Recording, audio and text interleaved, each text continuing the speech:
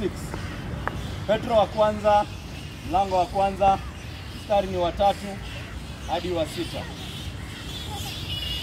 Ahimidiwe Mungu Baba wa Bwana wetu Yesu Kristo. Kwa rehema zake kuu ametuzaa sisi mara ya pili ili tupokee tumaini lenye uzima kupitia kwa kufufuka kwa Yesu Kristo kutoka kwa wafu. Ili tuupate urithi usioharibika, usio na uchafu, ule usionyauka, uliotunzwa mbinguni kwa ajili yenu, ninyi ambao mnalindwa kwa nguvu za Mungu kwa njia ya imani, hadi uje ule wokovu ulio tayari kufunuliwa nyakati za mwisho. Katika hili mnafurahi sana, ingawa sasa kwa kitambo kidogo mumehuzunishwa kwa majaribu ya namna nyingi. Amen. Tukisoma Biblia ambayo tunatumia sana sana katika kanisa letu, hii translation, neno Biblia takatifu. Kuna maneno ambayo nishawaeleza kwamba Bible translation is an art. Kwa sababu Bible yenyewe iko katika lugha ya Kiebrania na Kigiriki. Kiebrania na Kigiriki. Sasa wanaitranslate kutoka hizo manuscript hizo za kwanza hadi ifike Kiswahili ya leo. Ndio maana ukisoma Bible translation ya 1950 utaielewa kweli hata kama ni ya Kiswahili. La hasha. Kwa sababu wametumia Kiswahili hiyo ya 19 ya hiyo enzi. Kiswahili ya 1950 na Kiswahili ya leo si the same. Ndio maana Biblia lazima iwe inafanywa nini? Hizi translation lazima ziwe zinafanywa nini? Update. Ukisoma kama King James Version ya Kizungu, ukileta hiyo King James Version, kuna watu ambao wanaipenda sana. Hata mimi naipenda sana. Lakini hiyo King James Version nikileta hapa computer, Gen Z, hakuna kitu wataelewa pale. Kizungu ni kizungu ya 1400. Kizungu ya 1400 nikimletea hapa leo unapata hata yale maneno mengine, kuna maneno ambayo yalikuwa yanatumika wakati ule, hivi yanatumika vitu tofauti. Kwa hivyo ukisoma na akili ya leo, huenda ukasoma hilo neno bila ambayo haifai kusoma. Sio kama tunaelewana. Hiyo ni Bible translation. Hii neno Biblia takatifu tulinunua kwa sababu ya urahisi wake, na tuliona kwamba iko rahisi watu wataielewa. Lakini kuna maneno pale, kuna translation ambazo wamefanya ambazo hazinifurahishi. Sioni kama zinaambatana na ile ukweli ya the text, ile original manuscript. Ndio maana utapata mara kwa mara utapata nimecorrect neno moja, neno mbili, neno moja, neno mbili. Kama hii hapa, ahimidiwe Bwana Baba wa Mungu wetu Yesu Kristo, kwa rehema zake kuu ametuzaa sisi mara ya pili. Nafikiri ya better translation ni ametufanya tuzaliwe mara ya pili. Ukisoma ya English translation imeandikwa he has caused us to be born again.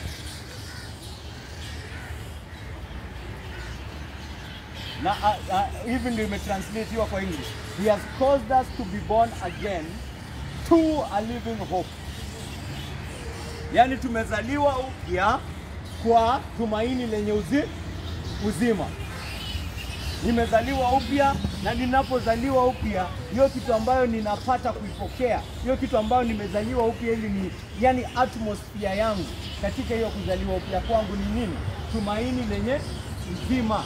Hiyo ndio ameita hivyo. Na sasa hiyo translation katika Kiswahili ni ngumu sana. Kwa hivyo ukisoma versions tofauti, utaona wametranslate njia tofauti hapo, because it's born again to a living hope. Mimi katika juhudi zangu nimeiweka hivi: ametuzaa sisi mara ya pili ili tupokee tumaini lenye uzima. Ili tupokee tumaini lenye uzima kupitia kwa kufufuka kwa Yesu kutoka kwa wafu, ili tuupate urithi usioharibika, usio na uchafu, ule usionyauka, uliotunzwa mbinguni kwa ajili yetu. Leo tunasherehekea kufufuka kwa Yesu, ama tunajikumbusha Kristo. Tunasherehekea kufufuka kwa Yesu kila siku. Kuna siku ukisoma Wakorintho wa kwanza 15 huyu Paulo anaeleza kwamba kama huyu Yesu hajafufuka, basi imani yetu ni bure. Imani yetu ni batili. Imani yetu haina msingi wowote. Kama huyu Yesu hajafufuka, basi uko katika dhambi zako bado. Alikufa kwa dhambi zako na nikamweza, bado wako pale chini. Kwa hivyo kama huyu Yesu hakufufuka, basi imani yako haina any.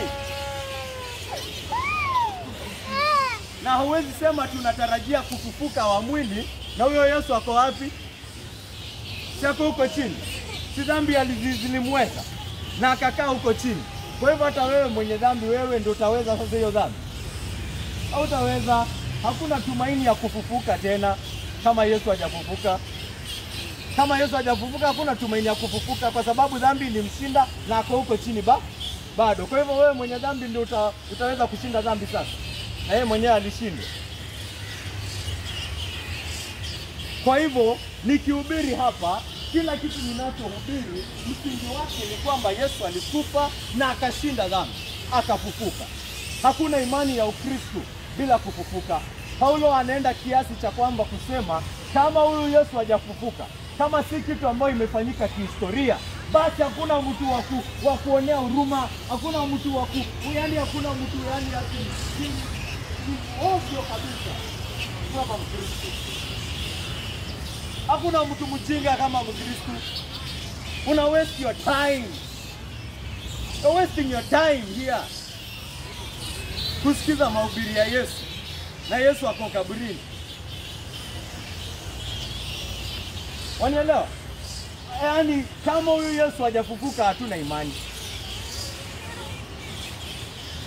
Hakuna kitu tunawahubiria hapa kama Yesu hajafufuka. Kwa hivyo kama unajiita Mkristo na hauamini kufufuka kwa Yesu katika mwili, the bodily resurrection, yaani kuna mtu ambaye alikufa na akatoka pale kaburini katika mwili, akashinda kifo. Kama hiyo kitu haikufanyika, hakuna kitu kama Ukristo. Hiyo ndio msingi ya Ukristo. Amen. Lakini hapa Petro anaendelea. Kwa hivyo kufufuka ni kila siku. Hapa tu ni vile, kwa sababu ni muhimu sana, tunaweka siku ya kufufuka kwa Yesu. Easter Sunday.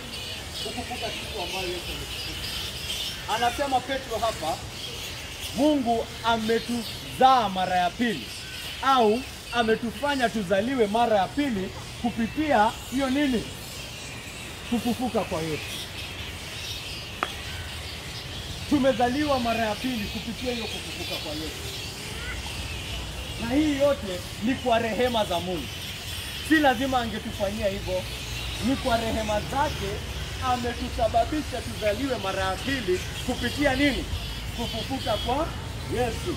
Na katika sisi kuzaliwa mara ya pili, tunazaliwa kwa environment ya nini? Tumaini lenye uzima.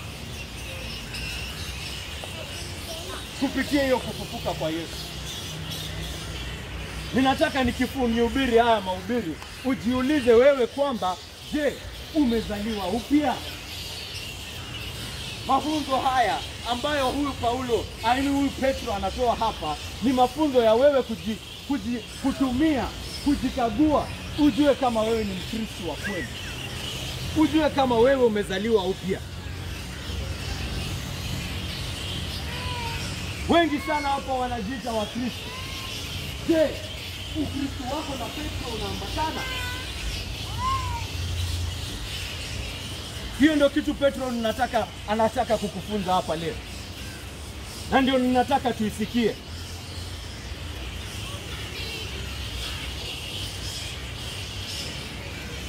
Yaani kupitia hiyo kufufuka kwa Yesu, yule ambaye amemwamini, kwa sababu ni kupitia huyo Yesu kufa na kufufuka ndio tumepata kuamini yule Mungu ambaye alifanya hiyo kazi.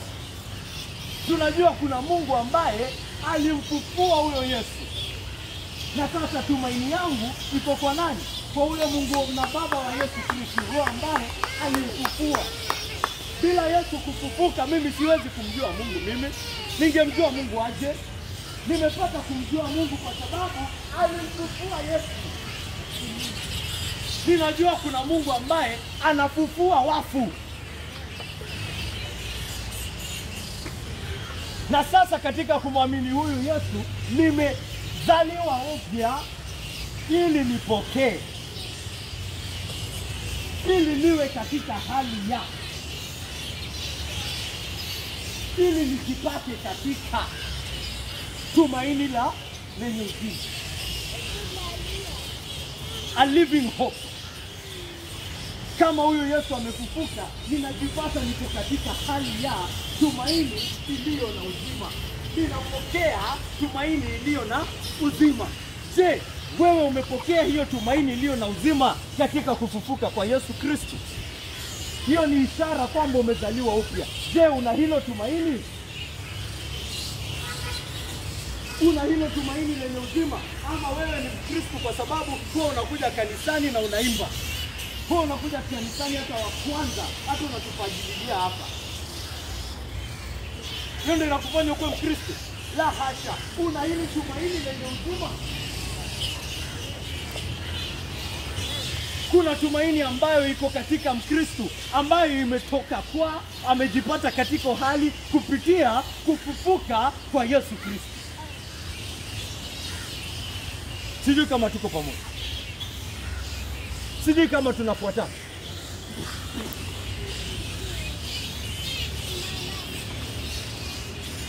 Wajua wima, hii dunia vile watu wanaishi, vile wewe na mimi tunaishi. Ile kila mtu anaishi. Lazima mtu awe na msingi wa tumaini yake ya leo na ya kesho. Lazima kila mtu awe na msingi wa tumaini yake ya leo na kesho. Na hiyo msingi yake ya tumaini ndio inamuongoza kimaisha. Ndio ambayo inamsaidia kufanya maamuzi akiwa hapa kanisani, akiwa familiani mwake, akiwa kazini, akiwa na marafiki wake. Hiyo msingi ya tumaini yake ndio ambayo inamuongoza. Whether he knows it or not. Ajue asijue. Lakini kuna mahali ambapo kwa sababu binadamu hajui kesho. Binadamu hata ajui the next 5 minutes. Hajui. Kuna mahali ambapo umeweka tumaini yako hapo. Duniani wote wako na tumaini wao.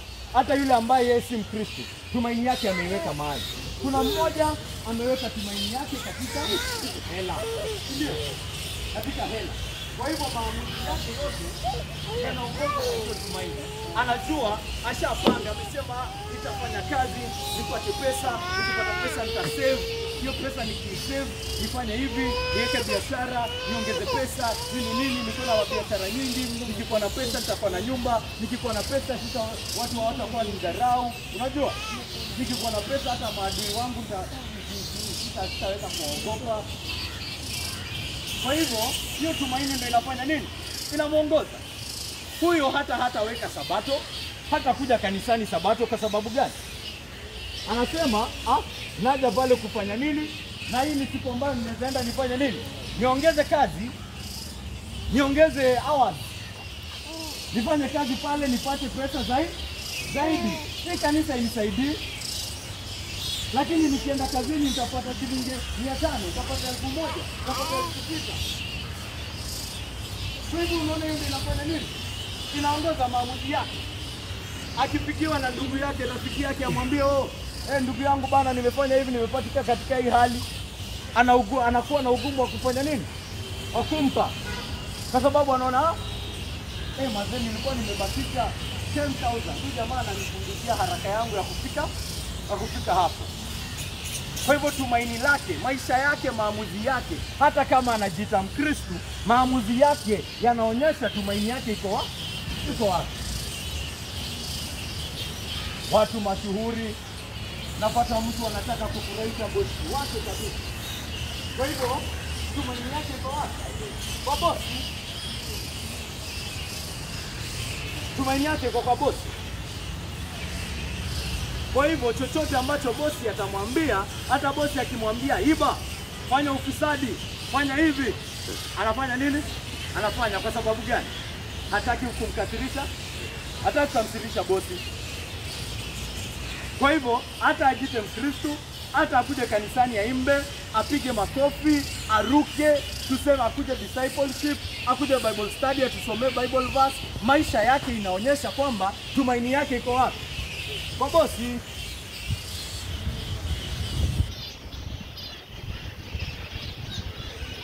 Mwingine wameka tumaini katika sayansi.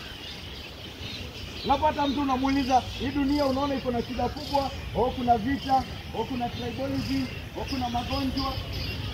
Ndiye tapona aje?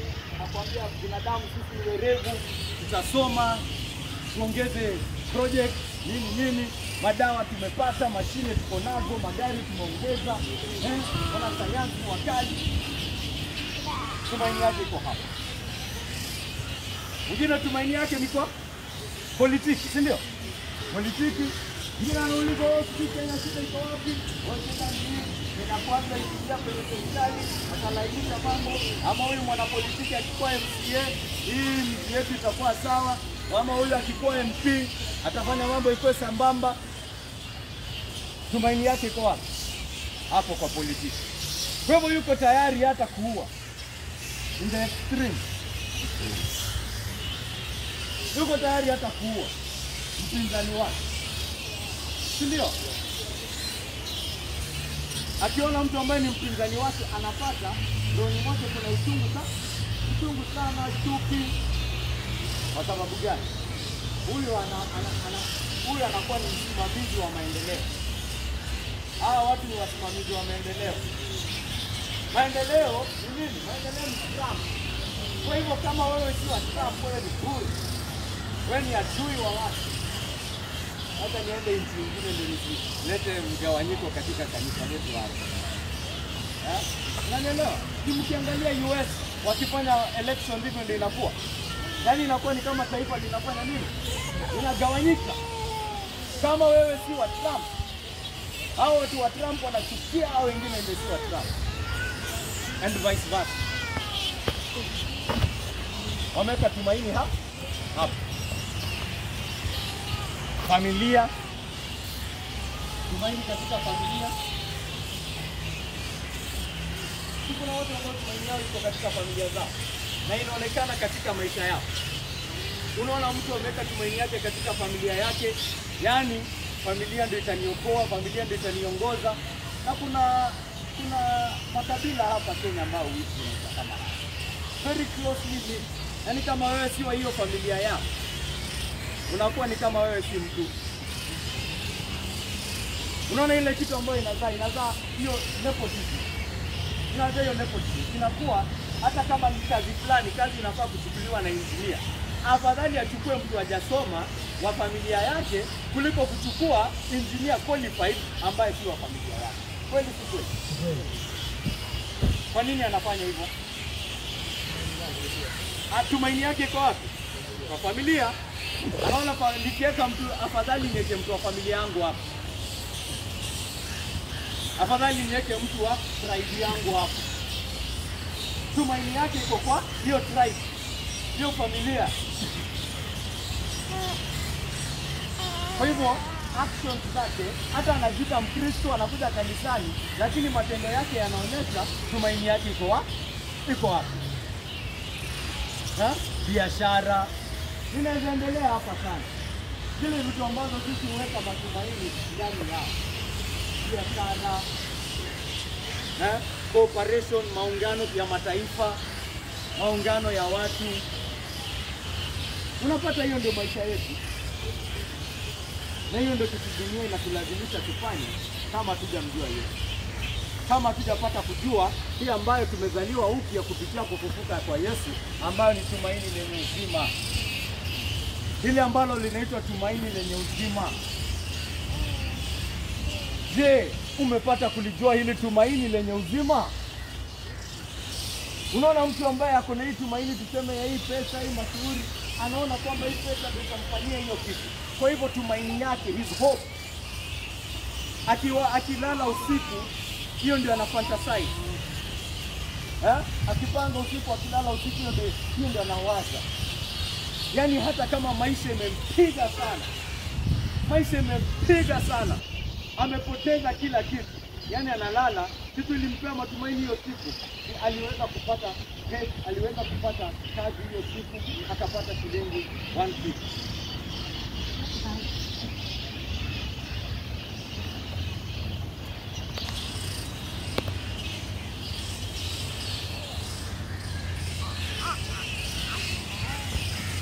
Sasa hivi ndio nitafanya. Nitachukua hapa, nitaspend 50 bob. Mimi nitafanya nini? Teka kando. Nitaendelea kufanya hivyo kila siku. Nitaendelea kuongeza hadi ifike 10,000. Ikifika 10,000, na sio sisi tukibaya, lakini shida ni tumaini iko wapi? Huyo tumaini unaona pesa iko kwa hizo hela. Hizo hela ndio anaona zitafanya nini? Zitamokoa hizo.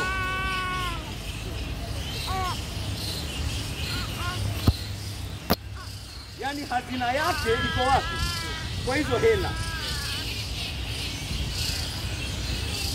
Hazina yake iko kwa hiyo familia, hiyo biashara, hiyo kabila, huyo mwanasiasa. Hazina yake ni hiyo. Kwa hivyo tunapata inakuwa ni kitu batili. Apende asipende, inakuwa ni kitu batili. Kwa sababu hazina hizi zote za kidunia hazina msimamo, haziwezi simama. Hiyo pesa atapata amesave ikafika 10,000 baada ya yeye kufanya kazi miezi 6. Yani amesweat, yani hiyo ndio kitu imekuwa ikifanya nini? Ikimpush. Akiamka asubuhi hiyo ndio kitu nampea motisha. Anasema okay, nimefika 6K. Okay, so much to go. Hiyo ndio kitu nampea motisha hiyo. Elewa? Anaamka asubuhi siku moja akifika ile siku anaenda kufika 10K. Sijui vijana wagani wanamshika hapo wanafanya nini? Wanachukua yote. Amefanya kazi hiyo kwa hiyo pesa. Amemnyang'anya mali yake yote. Atafanyika nini huyo? Atafanyika nini huyo? Sasa anaweza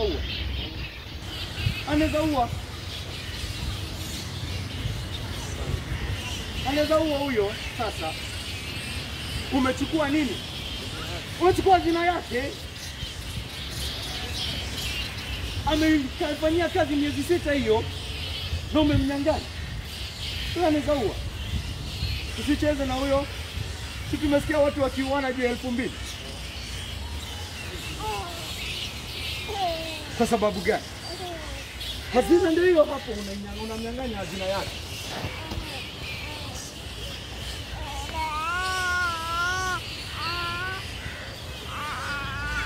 Na hiyo yote tunaona hizi hazina zote za kidunia zinaenda anytime.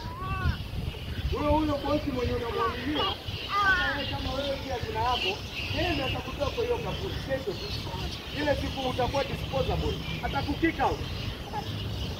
Ugundue umefanya hiyo yote bure kufurahisha bosi mwenye hata wewe pia hazina kwako.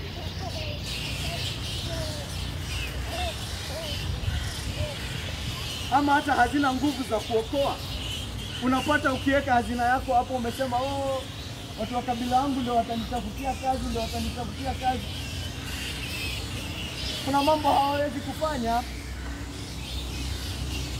Kuna mambo hawawezi kukutafutia. Kuna matamanio ya roho yako ambayo hawawezi, wanakuambia sisi hazina hiyo, chukua hii ndio iko.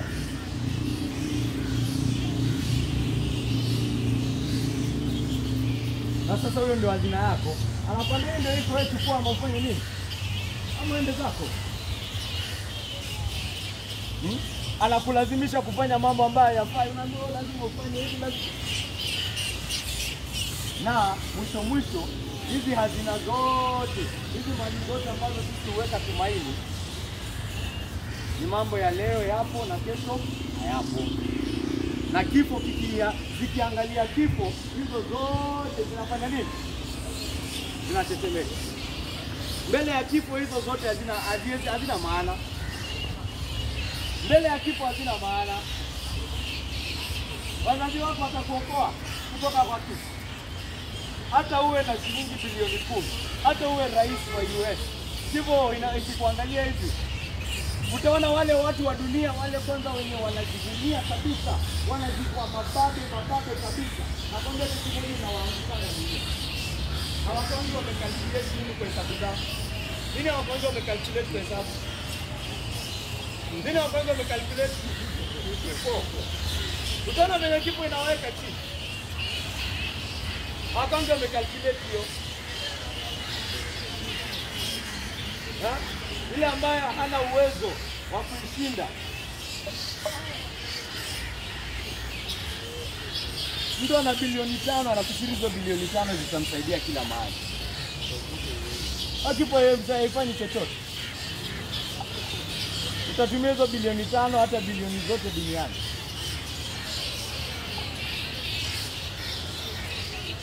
Na hii kipo inatungojea sisi sote, inatujia sisi sote. Amen. Tuwe tayari. Lakini huyu ambaye amezaliwa upya kupitia kufufuka kwa Yesu, huyu ambaye amepata kumjua Mungu, kuna tumaini lake ambalo ako nalo. Na hii ndio nimeuliza, je, umeona hii tumaini? Je, umeona hii tumaini? Hii ndio ishara ya kwamba umezaliwa upya. Huyu aliyezaliwa upya kupitia kufufuka kwa Yesu Kristo, tumaini lake ni gani? Tumesema kwanza kwamba ameona kwamba kuna Mungu ambaye ana uwezo wa kufanya nini? Ana uwezo wa kufanya nini? Wa kufufua. Hiyo ni kitu moja ameona. Ameona kuna Mungu mwenye uwezo wa kufufua. Hiyo ni kitu moja. Na kati ya yeye na huyu Mungu anagundua hakuna nini? Kati ya yeye na huyu Mungu hakuna uadui wowote. Kati ya yeye na huyu Mungu hakuna chochote cha kuwatenganisha. Kati ya yeye na huyu Mungu ni urafiki tupu. Kati ya yeye na huyu Mungu ni mapenzi tele. Kwa sababu huyu Mungu ndiye alimtoa Yesu kwa rehema zake kwa ajili yake. Kwa hivyo huyu Mungu mwenye uwezo wa kufufua ni rafiki yake na anampigania. Na anampenda. Anampigania, anampenda, amekubali. Hana chochote cha kumwogopa huyu Mungu, kwa sababu huyu Mungu yeye mwenyewe ndio ameondoa uadui kati ya yeye na yeye. So God has removed the enmity between us. Ninaenda mbele yake kwa ujasiri, mimi mwenye dhambi. Mimi mwenye dhambi ninaenda mbele ya Mungu, kwa sababu yeye mwenyewe ameondoa uadui dhidi yetu kwa kumtoa mwana wake wa pekee akafa kwa ajili ya dhambi zangu. Na sasa nimekufa pamoja na huyu Yesu Kristo. Nimefufuka pamoja naye.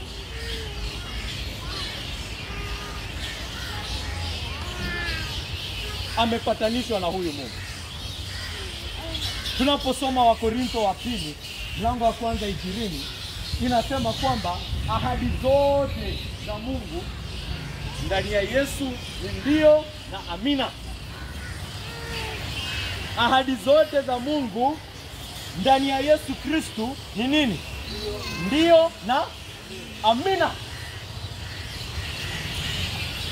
Kwa hivyo huyu Mkristo ahadi zote anajua ni zake. Au hata akiboeka anachukua Bible, anafungua, akitafuta ahadi, akijua hizo ahadi za Mungu ni za nani? Ni zangu. I can claim them. They are mine. In Christ Jesus they are yes.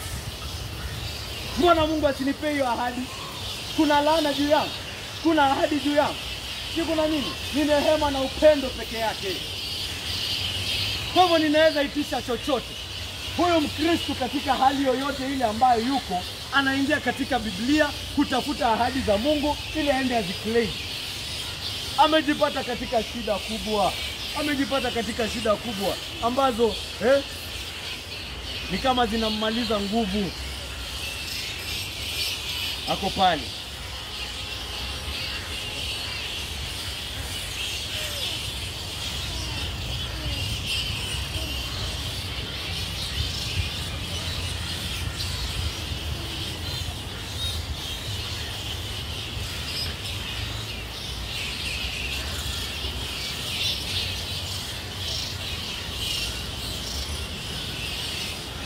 Ako pale anatafuta, amefungua kitabu cha Isaya, anasoma, anasikia Mungu akiongea na Israeli. Anawaambia, unapopita kwenye maji makuu nitakuwa pamoja nawe. Unapopita katika mito ya maji hayatakugharikisha. Utakapopita katika moto hautaungua, miali ya moto haitakuunguza. Kwa kuwa mimi ndimi Bwana Mungu wako, yeye aliye mtakatifu wa Israeli, mwokozi wako. Mungu anamwambia huyu Israeli, utakapopita katika maji hayatakumeza. Utakapopita katika moto haitafanya nini? Haitakuchoma. Mkristo anakuja anasema, hii ahadi ni ya nani? Hii ahadi ni ya nani? Ni yangu. Mkristo anakuja anachukua hiyo ahadi katika shida yake na anasema, hii ahadi ni ya nani? Ni yangu. Anaenda kwa Mungu Baba anamwambia, Baba yangu, wewe uliyenituma mwana wako akufe kwa ajili yangu. Wewe mwenyewe umesema kwamba nitakapopita katika moto sitachomeka. Mungu Baba, niko katika moto sasa hivi. Mimi mwana wako uliyeniokoa kupitia damu ya mwana wako. Mungu Baba, naomba hii ahadi yako. Naomba nisichomeke katika hii hali. Unaitisha ahadi yako katika hiyo. Ahadi zote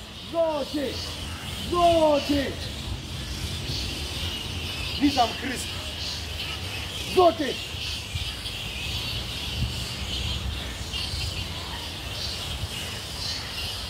Na nakwambia hakuna hali ambayo utajipata ambayo hakuna ahadi inayoambatana na hiyo hali. Hakuna hali ambayo uliomo ambayo hii Biblia haina ahadi inayoambatana na hali yako. Na hiyo ahadi unaweza itisha kwa Mungu kwa ujasiri, umwambie Mungu Baba, na kuitisha si kwa sababu mimi ni mtu mzuri, lakini ni kwa sababu umenipokea katika Yesu Kristo. Hiyo ndio tumaini ya iliyo hai. Hiyo ndio tumaini lenye uzima. Anajua huyu Mungu yuko tayari kumpigania na amempea ahadi nyingi, kubwa nyingi sana, na hizo ahadi atazitimiza kwa sababu yeye ni Mungu wa uzima.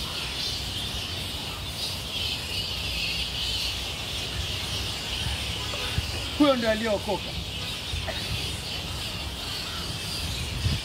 Anajua ya kwamba huyo haogopi kifo. Huyo haogopi kifo. Anajua nilikufa na Yesu, kwa hivyo nitafufuka na yeye. Nitafufuka na yeye. Kama hakuna hiyo kaburi lisilo kumweka, hata mimi ninajua hakuna kaburi itaweza kushikilia mwili yangu. Hiyo ndio tumaini yake. Anajua kama Yesu wangu kaburi lisilo kumshika, basi hata mimi niliyekufa na kufufuka na yeye, kaburi gani? Kaburi gani unaweza nishika wewe? Inua mkono wewe, kaburi nikusikie. Ana challenge kaburi zote duniani. Anasema, kaburi gani ina uwezo wa kuniweka mimi mwana wa Mungu?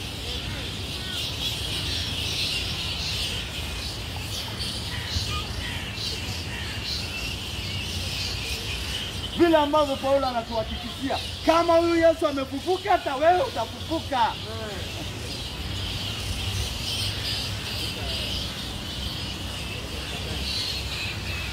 Kama ameketi kuume kwa Baba, utaketi hapo na yeye. Hiyo ndio tumaini ya Mkristo. Na si kufufuka pekee. Nimesikia nimesema atatamalaki pamoja na Bwana, atatawala pamoja naye. Aliandika Waebrania, anaandika anasema, hiyo dunia inayokuja, hiyo ulimwengu unayokuja, unafikiri nani amepewa kuitamalaki? Malaika. Unafikiri malaika ndio wanaenda kutamalaki hiyo dunia? Anasema la, acha. Ni sisi tulio ndani ya Yesu Kristo ndio tutatawala hiyo dunia pamoja naye. Hata anaenda kusema, haya Paulo anaenda anakuambia, wewe Mkristo, haujui kwamba wewe ndio unaenda kuhukumu malaika? You're going to judge angels. Wewe ndio utakuwa umeketi pale kama hakimu. Gabriel anakusikiza kwa sababu ya ile mambo ambayo umeingia katika tumaini ya huyu Bwana. Hiyo ndio tumaini ya Mkristo.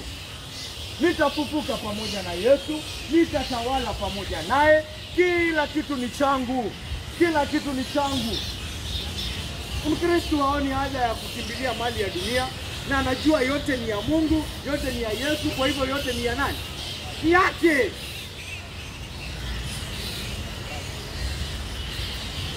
Paulo anaambia Wakristo wa Korintho wakati wanaanza kupigana, anawaambia hamjui kila kitu ni yenu. Kila kitu ni yenu. Hamjui hivyo? Haujui Joseph? Unaona gari mzuri imepita ni yako. Kwa sababu hiyo gari ni ya nani? Ni ya Yesu. Kila kitu ni chake, na kila kitu ambacho ni chake ni nani? Ni cha nani? Ni chako. Hao malaika wote, anasema hao malaika wote wanaomtumikia Bwana, unafikiria wanatumikia nani leo? Ni kanisa. They are our servants. Kwa Ibrania ameandika hapo, the ministers of the one who inherit salvation. Sisi, hao malaika wanatutumikia sisi kwa sababu wanamtumikia Yesu. Na Yesu kila kitu ambacho ni chake ni chetu. Hii kanisa inatumikiwa na malaika, ndio maana imesimama hadi leo. They serve us because we are the bride of Christ. Unajua ukioa mwanamke, hata kama umeoa mwanamke mwenye alikuwa bure kabisa, yani chini kabisa, na wewe ni mfalme, ukimwoa mwanamke, watu wanasema asipewe heshima. Wanasema asipewe heshima ati kwa sababu alikuwa hana pesa, alikuwa tu mtu wa kawaida. Akikuoa anachukua hadhi yako. Anachukua hadhi yako. Hata yeye akisimama, wale wanaokutumikia wanamtumikia yeye, wanamuita sasa my queen, my princess. Haijalishi alitoka wapi.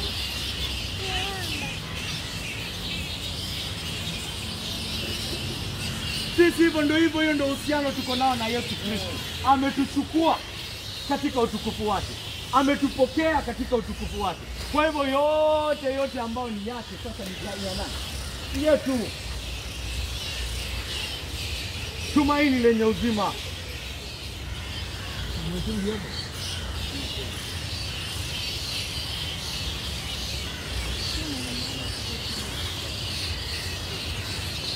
Kwa hivyo Mkristo ni mtu ambaye anatazamia kuonekana kwa huyu Yesu. Anatazamia kurudi kwa huyu Yesu. Anatazamia kurudi kwa mume wake. Anatazamia kurudi. Mkristo si mtu anaogopa Yesu kukuja, atinaogopa judgment day. Mkristo ni mtu anajua Yesu amemuosha dhambi zake zote. Anatazamia arudi. Anasema njoo Yesu, utakuja lini?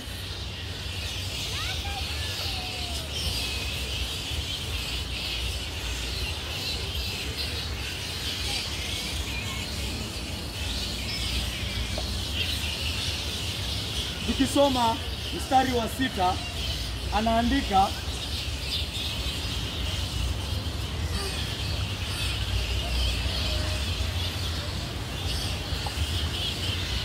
katika hili mnafurahi sana. Hiyo tu ndio nataka kusoma. Anasema hii tumaini ambayo tumepata, tunafurahi sana. Hakika kama hii tumaini umeiona, lazima roho itafurahi. Lazima roho itaruka kwa furaha iliyo kuu.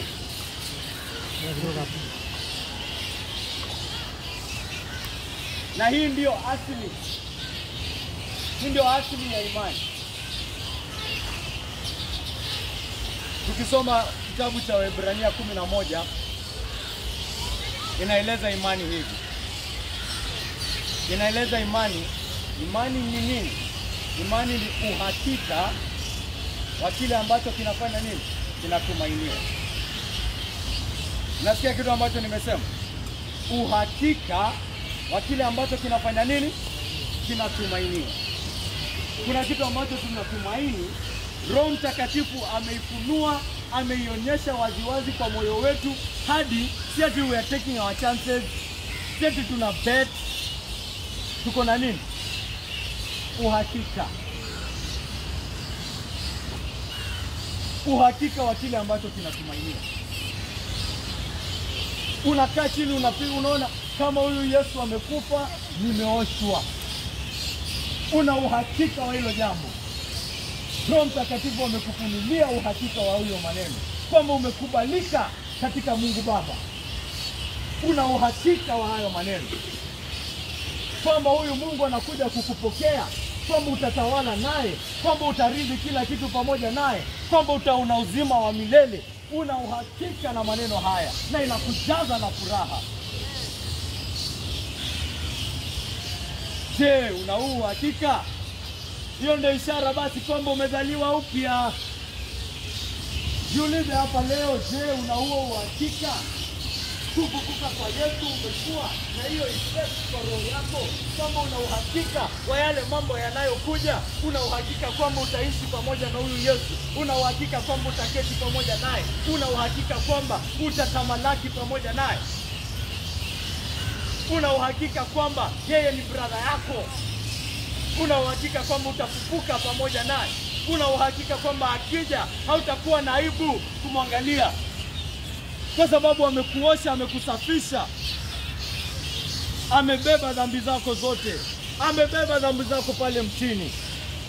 Je, una huo uhakika? Ni kitu ambacho Mkristo anaweza ona. Anaweza ona hivi, anaweza itarajia kwa hamu na hamumu.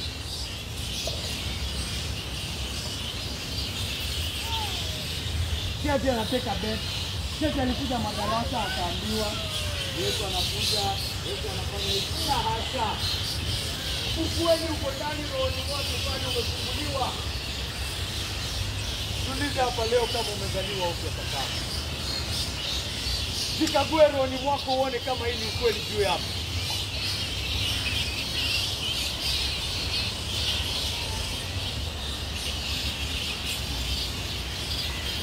Imeandikwa kwamba kwa maana kila aliyezaliwa na Mungu huushinda ulimwengu. Huku ndiko kushinda kuushindako ulimwengu, yaani imani yetu. Ndugu yangu hapa Alex amesoma kwamba huyu Yesu amesema usiogope ulimwengu kwa sababu mimi nimeushinda. Na huyu Yohana anakuja anaendeleza kwa kusema kwamba katika sisi kumwamini huyu Yesu ndio tunafanya nini? Ndio tunashinda ulimwengu. Hii tumaini, hii imani ndio inashinda ulimwengu.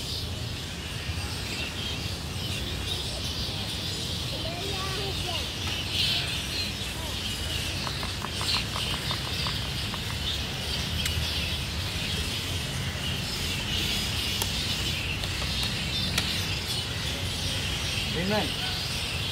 Amen. Tumefuata. Tunafuata hapa tafadhali.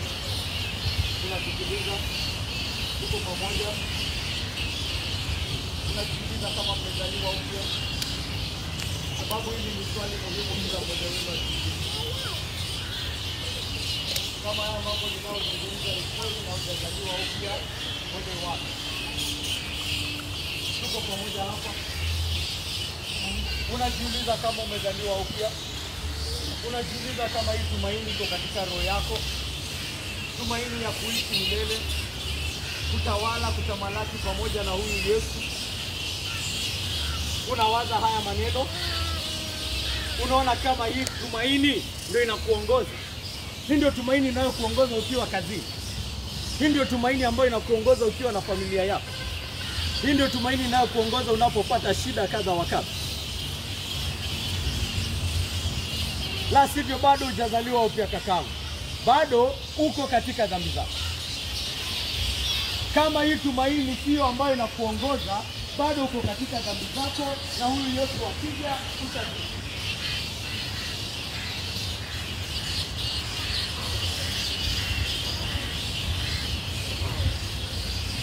utajitika, utalilia milima isimete.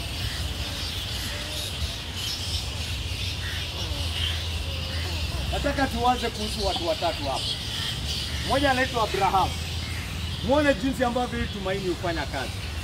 Abraham ni a biblical picture. a biblical man. Si mnasoma Biblia. Abrahamu alikuwa anaishi pale Ur pamoja na familia yake. Si ndio? Walikuwa wanamwabudu Mungu wa kweli. Hiyo familia yake. Hawakuwa wanamjua Mungu. Mungu akamchagua Abrahamu. Sio? Wale ambao wanajua historia, wale ambao hawajui fuata. Mungu akamchagua Abrahamu, akamuita, akampa ahadi. Ahadi kuu. Akamwambia Abrahamu, nitakufanya uwe taifa kubwa. Abrahamu, yani nitakupea ardhi. Nifuate, niende pale tutaenda. Abrahamu ameenda na huyo Mungu. Ameenda Harani. Amemuongoza kwingine. Ametembea pamoja naye. Huyo Abrahamu, hata nikwambia, hata kabla akufe, hata hiyo ardhi ambayo alikuwa ameahidiwa.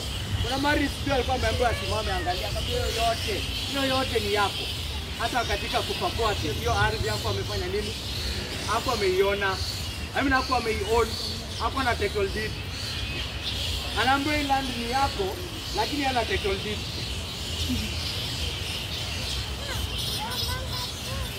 The real test ya Abrahamu ambayo watu story wengi watu wanajua.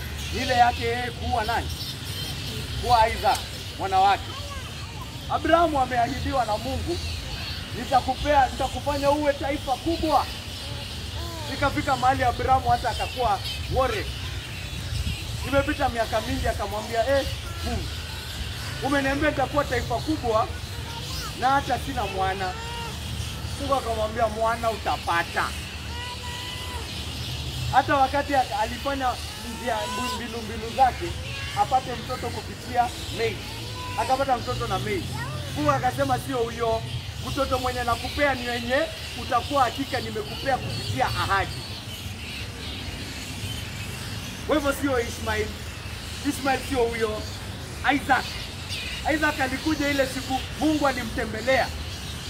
Mungu alimtembelea huyo Abrahamu. Mnafaa kusoma hiyo story. Mungu alitembea Abrahamu, au wakakula pamoja. Wakakula lunch. Kwa hiyo lunch ndo akamwambia, by the way, next year nitafanya nini? Nitapitia hapa. Na nikirudi Sara atakuwa mezaa. Sara alikuwa hapo hata anasikia hiyo story. Akafanya nini? Akacheka. Anaamini. Ni hata nimeangalia vile nimechapa. Hadi mimi nitazaa mtoto next year. Sializa. Huyo mtoto wamengojea, yani hadi wakati anakuja, yani hata hawezi fanya nini? Hezi amini. Huyo ako na hiyo tumaini lenye uzima. Anaongoza na hiyo tumaini lenye uzima. Anaenda kwa rafiki yake amwambie, wewe, unajua mimi naenda kuzaa next year. Ambia Abrahamu wewe ni fana. Lakini tumaini lake limetoka kwa Mungu aliye juu. Ndio maana akisema nitazaa, anajua mwenye ameniambia nitazaa ana uwezo wa kufanya nini? Wa kufanya nizae hata 100 years. Hiyo ndio tumaini lenye uzima katika maisha ya Abrahamu. Na si alizaa. Hadi wakati alizaa, alifanya nini? Sifa yake inamaanisha nini hiyo jina? Kucheka, alicheka tena. Alicheka tena akasema, wewe Mungu amenijaa. Hii sasa imekuwa kucheka ya furaha, sio kukejeli. Amenifanya nicheke. Yaani Mungu amenifanya nizae at this age. Alafu tukia tena. Mungu anakuja kwa huyu Abrahamu. Wakati zake amekuwa kijana. Anaambia sasa, tunakumbuka nilikwambia taifa yako itakuwa kupitia huyu Isaka. Sasa nataka ufanye nini? Uchukue huyo mtoto nilisema atazaa taifa lako, nataka umchukue, uende ufanye nini? Nenda umtoe kama dhabihu. Mtoe kama kafara. Huyo mwenye unapenda huyo. Huyo ndio nataka. Wewe mwenye ulimzaa ukiwa miaka 100. Huyo ndio nataka kama kafara. Abrahamu hata educate. By morning walikuwa tanga kafara.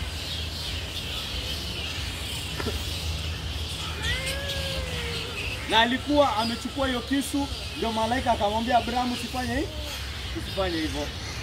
Kuna kondoo pale. Aliandika kitabu cha Waebrania anatueleza nini ilikuwa katika roho ya huyo Abrahamu. Anaeleza pia tumaini lenye uzima katika maisha ya huyo Abrahamu. Anasema huyu Abrahamu alikuwa anajua kwamba Mungu amemwahidi taifa lake litapitia nani? Huyu Isaka. Huyu Isaka ndiye atazaa taifa lao. Mungu ashafanya nini? Ashaniahidi. Na ahadi yake ana uwezo wa kufanya nini? Kuitimiza. Kwa hivyo hata kama ameniambia nimtoe huyu Isaka kama kafara, huyu Isaka bado atanizalishia. Kwa hivyo Isaka atafanya nini? Atafanya nini huyu Isaka? Atafufuka. Anaeleza kwamba Abrahamu alikuwa anajua Mungu ana uwezo wa kufufua huyo mwana wake. Ndio maana alikuwa very ready, because Mungu alikaa shamwahidi, it is Isaac. It is Isaac, it is no one else. It is Isaac. Na Mungu mwenyewe ndiye amemwambia fanya nini? Toa huyu Isaac. Kwa hivyo kile kitu ambacho ilikuwa inaendelea rohoni mwa huyu Abrahamu ni kwamba huyu Mungu ana uwezo wa kumfufua huyu Isaac. Sababu ahadi yake lazima atafanya nini? Lazima ataweka. Abraham believed in the resurrection. Abrahamu alikuwa anaamini kufufuko, ingawa hakuwa ameiona kwa macho. Sisi tumeiona. Sisi tumeisikia. Abrahamu hata hakuwa ameiona na aliamini.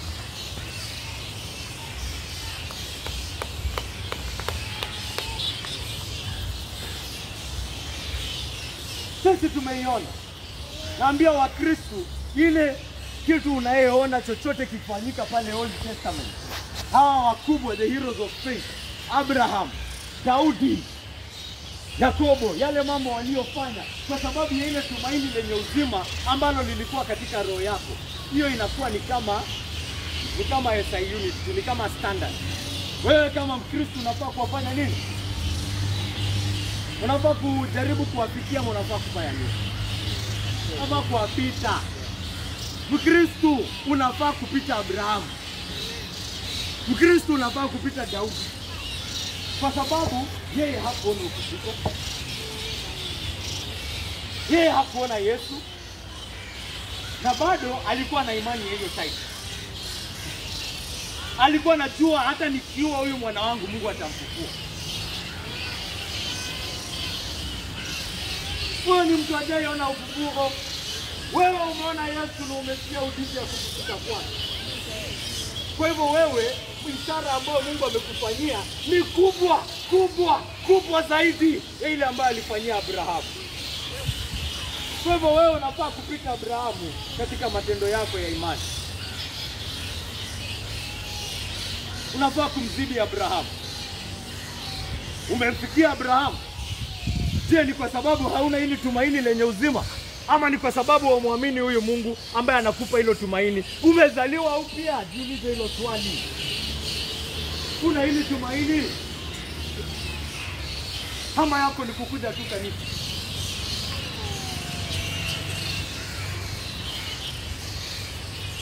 Acha niwape story ya Mkristo sasa. Nimekuwa nikisoma kuhusu missionary fulani anaitwa Hudson Taylor. Anaitwa aje?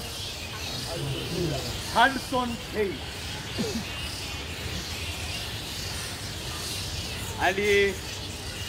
Mungu aliiweka rohoni mwake kueneza injili katika sehemu za Kichina.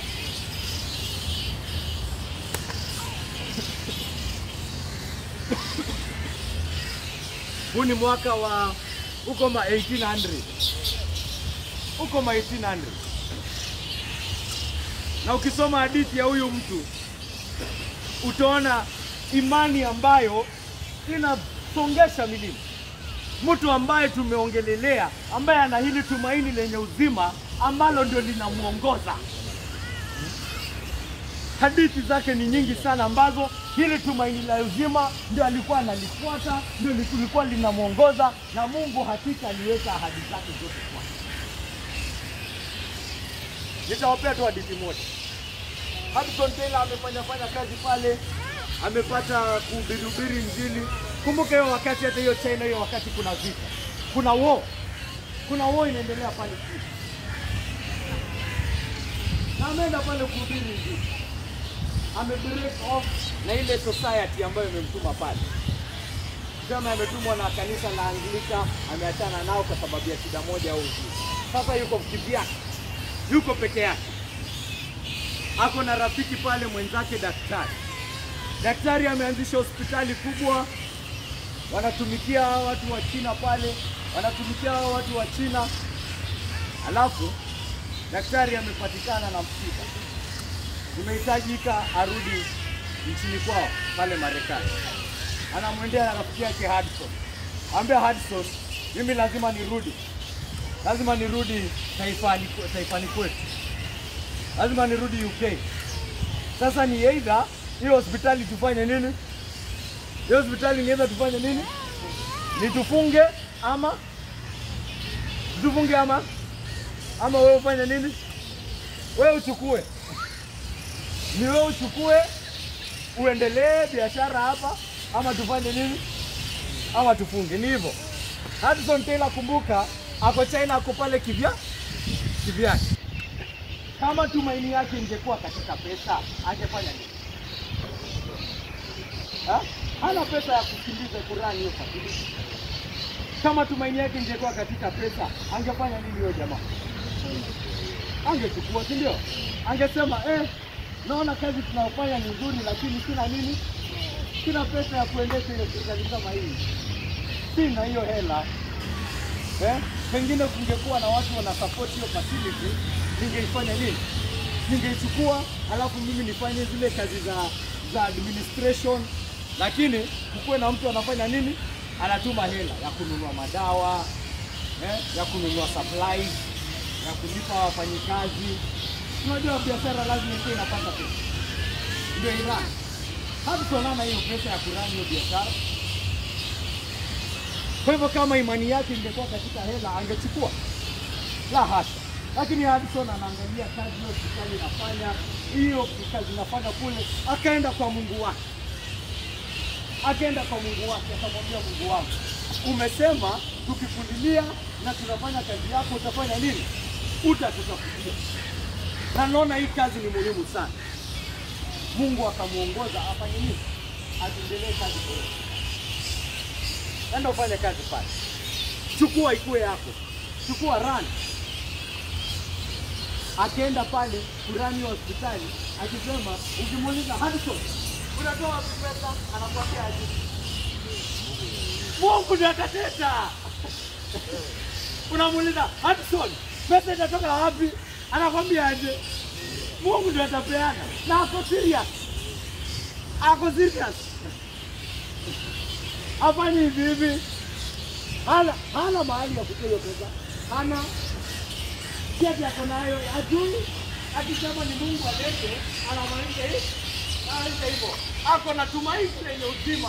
Anajua huyu Mungu ahadi zake zote ndani ya Yesu Kristo ni ndio na amina. He knows it. So he knows this God has promised me, if he doesn't me for what, he will provide. Ata provide. Kuingia pale kuchukua hiyo hospitali, wafanyikazi wote pale wakasikia mkubwa ameondoka, sasa ni Hudson amechukua. Walifanya nini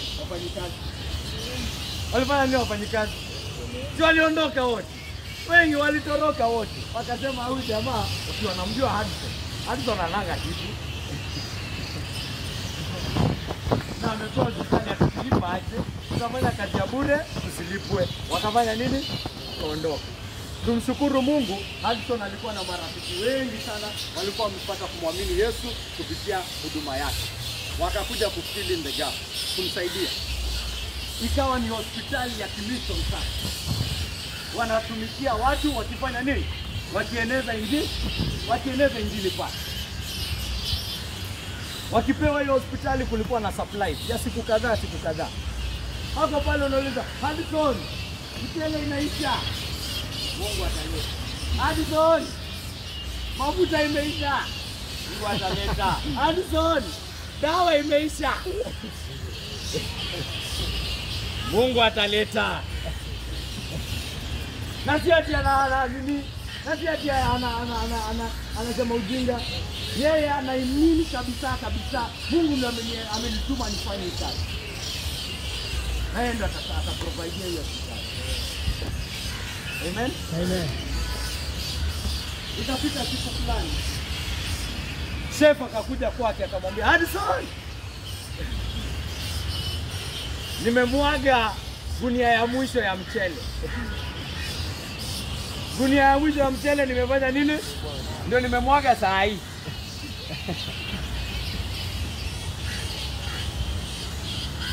Hudson alimwambia hiyo ni kumaanisha hiyo wakati ya Mungu kutusaidia imefika.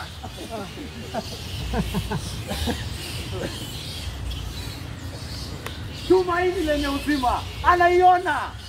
Kwa hivyo hata akiona mambo yameisha, kwa sababu Hudson anajua sasa imani ambayo ina stand on the line sahihi, si imani yake pekee. Ni imani ya hawa wote Wakristo wote ambao wamekuja kumsaidia. Kwa sababu Mungu asipokuja kufanya kazi hapo, imani ya hao wote itafanya nini? Itadhoofika hao wote. So Hudson knows, he says, si faith yangu pekee iko hapa saa hii. Ya wote hapa ambao wananitegemea, wanataka kuona Mungu ambaye nimewahubiria ni Mungu aliye hai. Kwa hivyo he knows for sure God is going to come through. He knows. Na bila shaka Mungu alikam through. Hiyo siku hata ikuisha, ndio alipata barua. Na ile vile ambayo hiyo pesa inapatikana, inakuwa ni njia very strange. Hata ukisikia hizo story, anasikia hizo story, anajua tu ni Mungu aliye haya alifanya. Ati kuna jamaa alirithi pesa. Alirithi pesa kutoka kwa babake huko UK, akaona tayari ako na pesa mingi sana. Akasema hii pesa yenye nimerithi kutoka kwa babangu ninataka kuipoa kwenda kwa mission field, mtu ambaye anafanya kazi. Amekuwa akitafuta missionary, the right one, for 3-4 months. Amekuwa akitafuta hadi akapata missionary ule Hudson Taylor hapo China, sijui anafanya nini. Akasema huyo ndo nataka kusaidia. Amekuwa akitafuta akampata. Ile siku hiyo pesa ametuma, ile siku inamfikia, ni ile siku ambayo mchele imefanya nini? Imeisha. Hallelujah.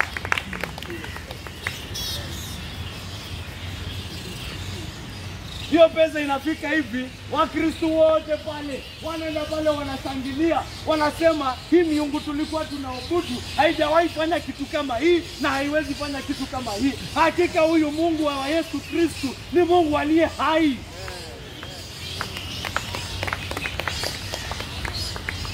Tumaini lenye uzima, unaona venye inaongoza Hudson. Hata wakati ambapo inakaa hakuna tumaini yoyote. Anasema si Mungu ameahidi. Chini yeye ametutuma, chini yeye ametuweka, chini yeye atatutunza, yeye ndo atatupea.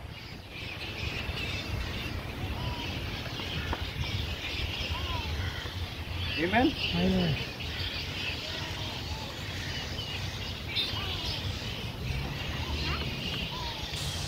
Naandika karatasi yangu. Karatasi yangu inaenda.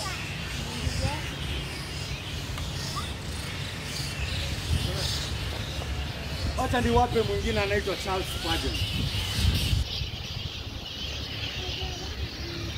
Charles Spurgeon alikuwa mhubiri mkubwa sana. One of the greatest preachers to have ever walked this planet.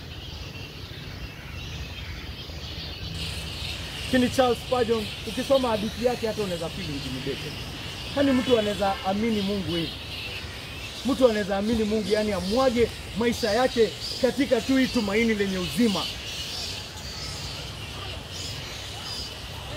Ningekupea story zake ni nyingi sana. Tutakaa hapa siku nzima. Lakini nitawapea moja tu.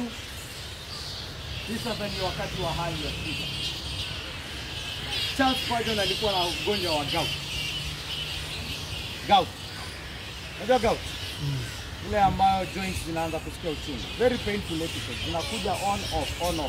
Na huu wakati wake, hiki madawa za kupunguza uchungu hazikuwepo. So kuna wakati alipata a very severe attack. very severe attack, mbaya sana, uchungu mbaya sana, uchungu mkali sana. Akawa pale kitandani, alipigana na baba yake, alipigana na baba yake, alipigana naye. Alimwambia, Mungu wangu, baba yangu, mimi mwenyewe niko na watoto, mimi mwenyewe niko na watoto, na siwezi furahia nikiona mtoto wangu anateseka na naweza fanya kitu na nimwache ateseke hivi. Mungu wangu, mimi ni mtoto wako na unanipenda zaidi ya vile mimi ambavyo ninapenda watoto wangu. Mungu Baba, na unaona ile uchungu ambayo niko nayo saa hii.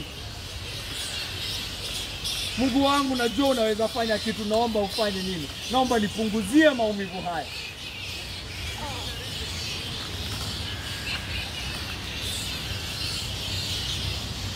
Sitasema alipona na hiyo gout, lakini baada hiyo maombi uchungu ulienda. Wana kupigana na Mungu kama mtoto wake inaenda vipi? Unapigana na yeye ukitumia ahadi zake, ukijua moyo wake kwako. Yule ambaye anaweza pigana na Mungu kiasi hicho ndio amezaliwa upya. Huyo ndio amezaliwa upya. Huyo ndio mwenye na tumaini lenye uzima. Huyo ndio hiyo tumaini kwake ni kitu very clear, very yani hata ifaikia hiyo. Huyo ndio kufufuka kwa Yesu ina maana kwake.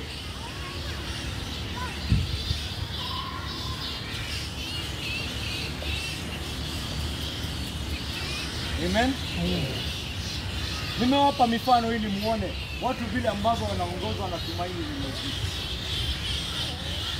Muone kwamba tumaini hilo linashinda tumaini zote katika dunia. Ni tumaini ambayo inaweza kung'aa katika hali ya chini na katika hali ya juu. Katika hali zote hiyo tumaini iko, inasimama hata wakati uko pale katika kitanda chako cha kufa, ukiwa bado pale, tumaini lenye uzima bado linang'aa. Bado linang'aa, bado Mungu anakupenda. Bado Mungu amekukubali katika Yesu Kristo. Bado Mungu ni baba yako. Bado Mungu anakusikia. Bado ahadi zako zote kwako ni yes and amen. Bado utarithi ufalme wa milele. Bado utarithi uzima wa milele. Bado utafufuka na Yesu. Bado una jambo la kutazamia. Bado una jambo la kukutia furaha.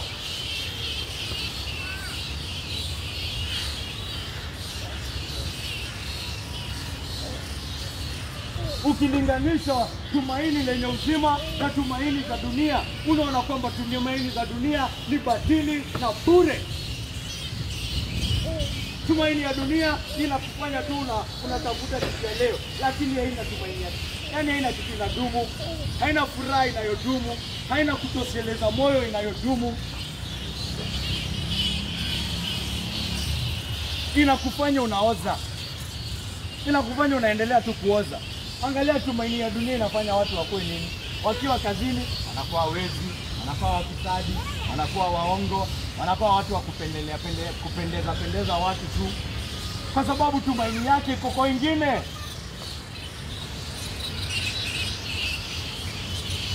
Tumaini yake iko kwa wengine.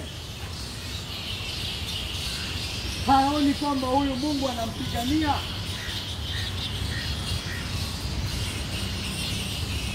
Haoni kwamba huyu Mungu amemkubali katika Yesu.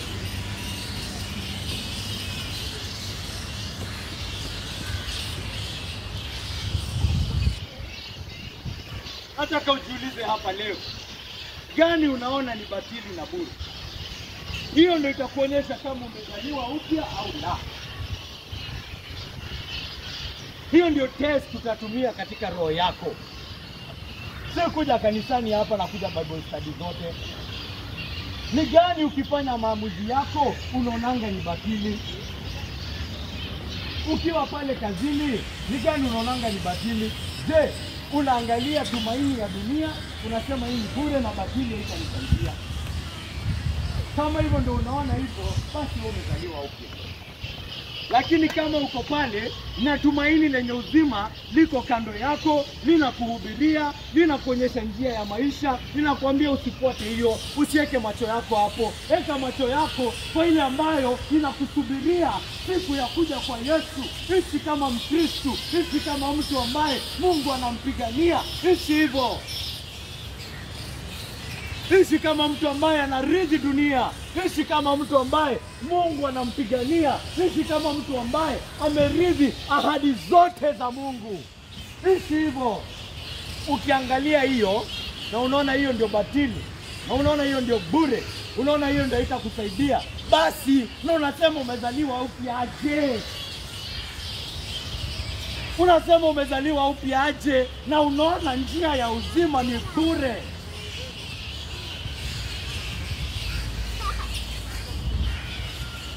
Maisha yako ni ukatili, ugomvi, masengenyano, uzinifu, raha za dunia, uongo. Alafu unasema umezaliwa upya. Umezaliwa kwa upya kwa tumaini gani? Tumaini la kifo hiyo. Tumaini lenye uzima ikwangi hivyo. Tumaini lenye uzima ni mtu anajua, mimi si Mungu ananipigania mimi. Si lazima nikuwe mwizi.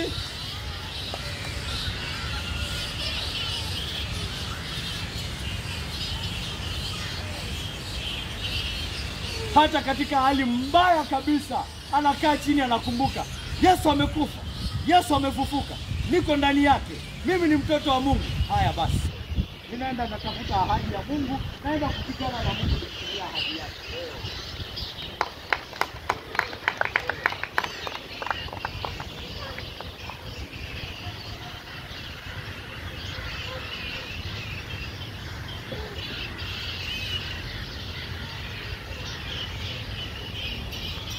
Kwa hivyo wale ambao wamezaliwa upya, kama haya ndio maisha yako, kama hii ndio vita ambayo unapigana nayo, shukuru Mungu. Shukuru Mungu. Imesemekana hapa katika hiki kitabu, ni kwa rehema zake Mungu ndio ametusababisha tuzaliwe upya kupitia kufufuka kwa Yesu. Shukuru Mungu kwa rehema zake. Pigana hizo vita. Pigana. Hautashinda na siku moja, lakini kila siku Mungu anasema kwamba ni yeye ndio anatupa nguvu ya kupigana hizo vita. Kwa hivyo endelea kupigana. Zidi kupigana. Ni Mungu ndiye apiganaye ndani yako. Endelea kutazama, weka macho yako kwa ile kitu ambayo inakuja kwako ile siku Yesu Kristo atakaporudi. Weka macho yako hapo. Hakikisha ile siku Yesu atakapokuja hautakuwa na aibu kumwangalia. Umekuwa ukiishi na mtu unatafuta tumaini za kidunia. La hasha, ishi kama mtu ambaye anajua Mungu wa juu anampigania. Wacha nguvu za Mungu zionekane katika maisha yako.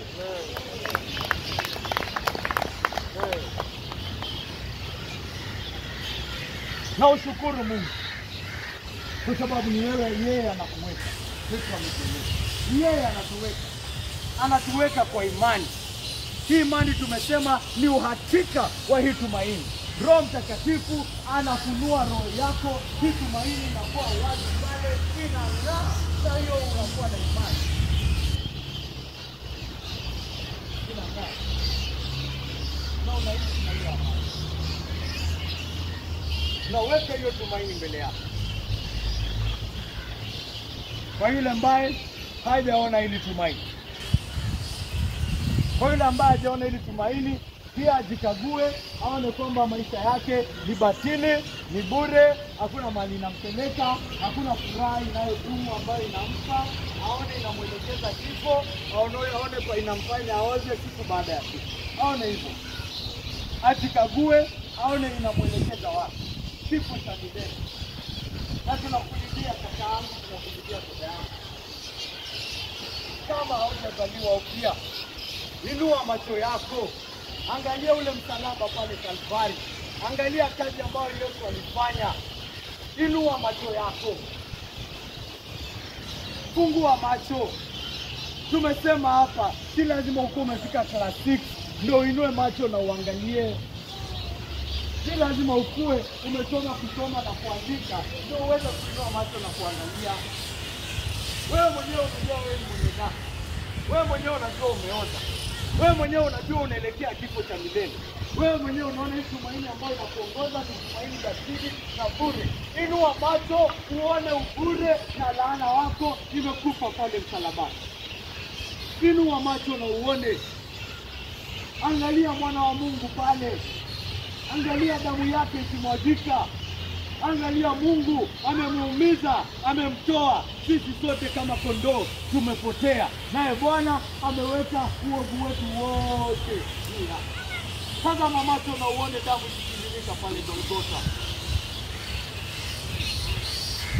Tazama, angalia na uamini. Yeyote atakayekuja hata tupiliwa inga kamwe. Njoo leo. Usiwache hii service ishe na ujaamini Yesu. Usiache umekaa hapa hadi mahubiri imeisha na hujamwamini Yesu. Mungu ako tayari kukukubali sasa hivi. Tazama na uamini.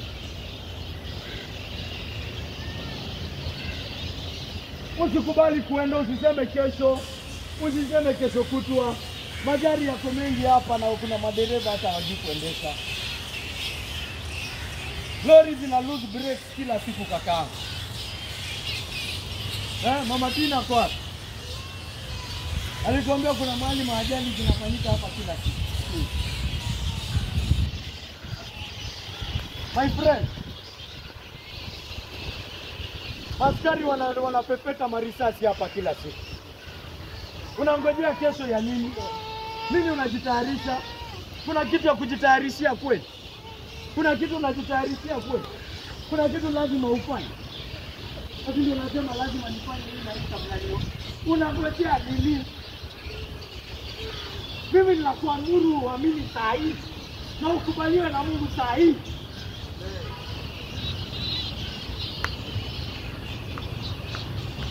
Hakuna kitu wanafanya. Kazi iliyofanywa ni kamilifu, ni safi. Ni mwana wa Mungu amekufa. Wewe hakuna kitu tunataka yako. Wewe kuja na dhambi zako, kuja na mwozo wako, kuja jinsi ulivyo. Kuja na ukatili wako, kuja na usengenyaji wako, kuja na uzinifu wako, kuja na hayo yote. Hiyo ndio tunataka. Daktari anataka wagonjwa. Daktari akona kazi kama watu si wagonjwa. Njoo uponye kakangu. Njoo venye uko. Mimi nataka kuamini Yesu saa hii. Saa hii.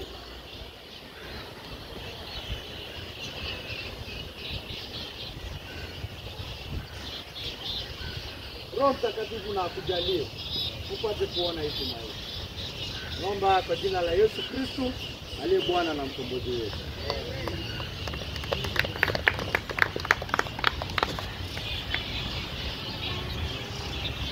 Nakuabudu ni wewe Mesia, viumbe vyote vinakuabudu wewe.